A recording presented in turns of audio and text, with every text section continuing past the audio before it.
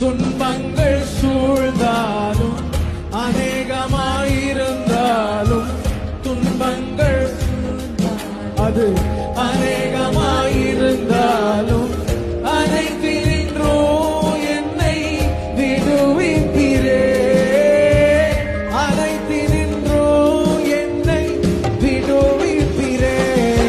உம்மை நோக்கி பார்த்தேன் வெட்கம் இல்லையே,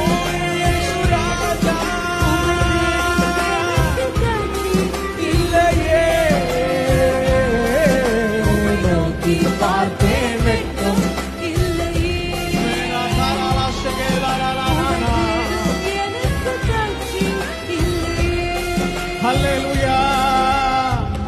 தெரிந்தெடுக்கப்பட்ட தேவ பிள்ளை வாழ்க்கையில தேவன் ஒரு வழி அனுமதிக்கிறார்னா, ஒண்ணு நன்மைக்கான வழி, இல்லைன்னா மகிமைக்கான வழி. அதனாலதான் பவுல் சொல்லுகிறார், இக்காலத்து பாடுகள் இனி வெளிப்பட போகும் மகிமைக்கு. வலி ஜாஸ்தியா இருக்குன்னா நன்மை வெயிட்டா வரப்போகுதுன்னு அர்த்தம். அதனாலதான் ஆண்டவர் சொல்றாரு, உலகம் சொல்லும் நீ அழுன்னு. ஆண்டவர் சொல்ற, நீ எப்படி அழுன்னு தெரியுமா? பிரசவ ஸ்திரியை போல. பிரசவ ஸ்திரீ எதுக்காக வேதனைப்படுவாங்க? நன்மைக்காக, நன்மைக்காக. அப்போ நம்ம மனசுல என்ன இருக்கணும் தெரியுமா? இதுக்கு பின்னாடி ஒரு நன்மையை வச்சிருக்கிறார். யோபுவின் வேதனை எதற்கான வேதனை தெரியுமா? இழந்த எல்லாவற்றையும் இரண்டத்தனையாய் பெற்றுக்கொள்ளும்படியான வேதனை. யோசேப்பின் வேதனை எதற்கான வேதனை தெரியுமா? கொடுக்கப்பட்ட தரிசனம் நிறைவேறுவதற்கான வேதனை. சிலுவையில் இயேசுவின் வேதனை, இயேசுவின் வலி எதற்கான வலி தெரியுமா? மனுக்குலத்தின் ரட்சிப்புக்கான வலி. அப்படி என்றால் என் வலிக்கு பின்னாக ஒரு காரணம் இருக்கிறது, என் வேதனைக்கு பின்னாக ஒரு காரணம் இருக்கிறது. தேவனால் தெரிந்தெடுக்கப்பட்ட சீயோனுக்கு ஒரு வலி வருதுன்னா அது நன்மைக்கான வலி, இது மகிமைக்கான வலி.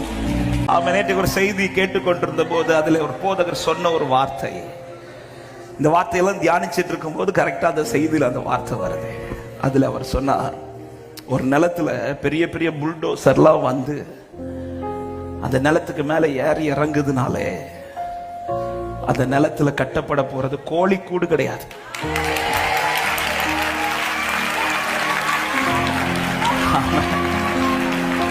ஹல்லேலூயா. சின்ன கூரை போடுறதுக்கு பிரச்சனை ரொம்ப வராது. பெரிய பில்டிங் கட்டுற நிலத்துல புல்டோசர். எத்தனை பேர் விசுவாசிக்கிறீங்க? யோசேப்பே, ஏன் உன் லைஃப்ல இவ்வளவு பெரிய பிரச்சனை தெரியுமா? உனக்கு காட்டப்பட்ட தரிசனம் சாதாரணமானது கிடையாது. உன்னோடு பேசப்பட்ட வார்த்தை சாதாரணமானது கிடையாது. எத்தனை பேருக்கு நான் சொல்லுகிற வார்த்தை, எஸ், என் லைஃப்ல கர்த்தர் செய்ய போகிறது. ஆபிரகாமே, உனக்குள்ளிருந்து பிறக்க போகிற சந்ததி அது சாதாரணமான சந்ததி கிடையாது. அதனாலதான் உன்னை காத்திருக்க வைத்திருக்கிறார். அதனாலதான் சில பாதையில் உன்னை உருவாக்கி கொண்டிருக்கிறார். பல அடுக்குமாடி கட்டிடம். அவர் பார்த்து வைத்த திட்டம் பெரியது. திட்டம் பெரிதா இருக்கிற வாழ்க்கையில பிரச்சனை பெரிதா இருக்கும், ஆனா திட்டம் தடைபடாது. என் வாழ்க்கையில கர்த்தர் எல்லாவற்றையும் சரியாய்தான் செய்கிறார் என்று நம்புறோம்.